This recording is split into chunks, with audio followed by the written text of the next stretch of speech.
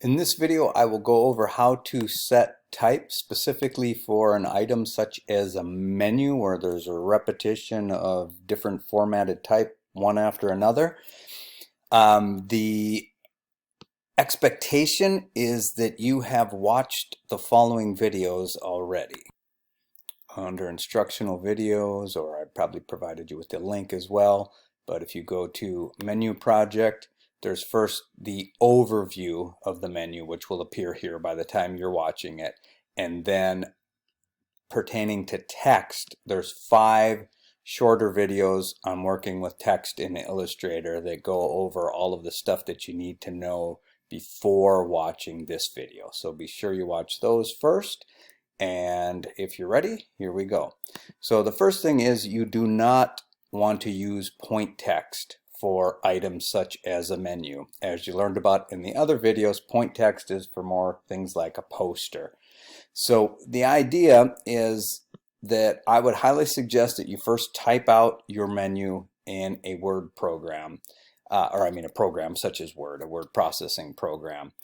And then we'll go ahead and import it into Illustrator. Now the size and the shape of everything as far as the artboard is going to vary for everyone, but since it's so easy to change, if you haven't 100% decided on your menu format yet, you can still work on this and then just make minor changes later. As you'll see, it's pretty easy to change stuff, but the biggest obstacle is just getting everything in here and getting your initial formatting done.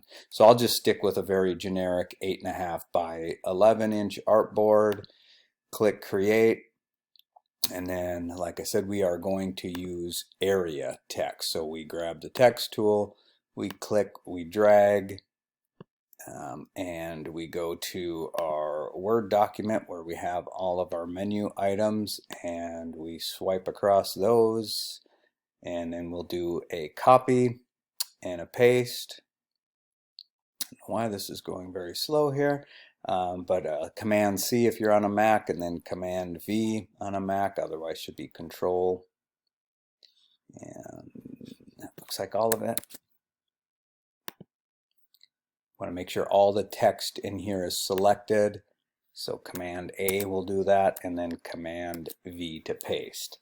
Now you want to get rid of all the hard returns because we're not going to use spaces to make space. We are going to know exactly what that space is. We're going to use leading.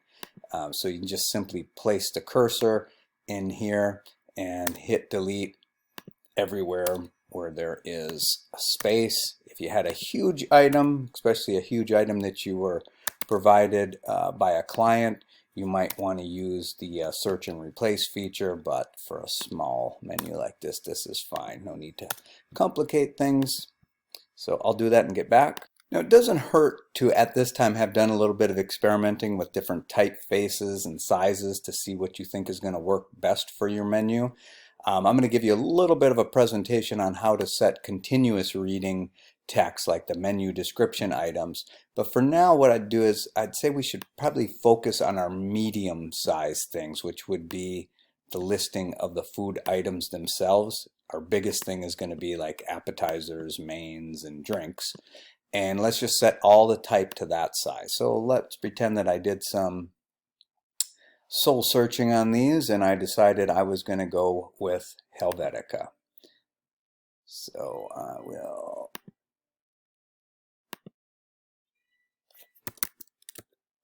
narrow the search down a little bit and we'll use Helvetica New. And let's say that I figured out 14. And if you really have no clue, just take a guess as to what you're going to do. In fact, you can even copy along with me for now and then switch it over later to the fonts that make the most sense for you. So I'm going to go with 14, and then I'm going to give a leading amount. This is going to become very important later on, but for right now, I'll just take a guess just so I get a little bit of space in there. Let's see, maybe I'll set this at 21 for now. Okay, now what we'll do is we'll go into our actual type for the items and we'll set that next. Most of the time, new graphic designers set continuous, or what they call body copy, way too small. And the description in a restaurant menu are not really that much different than the continuous type in a book.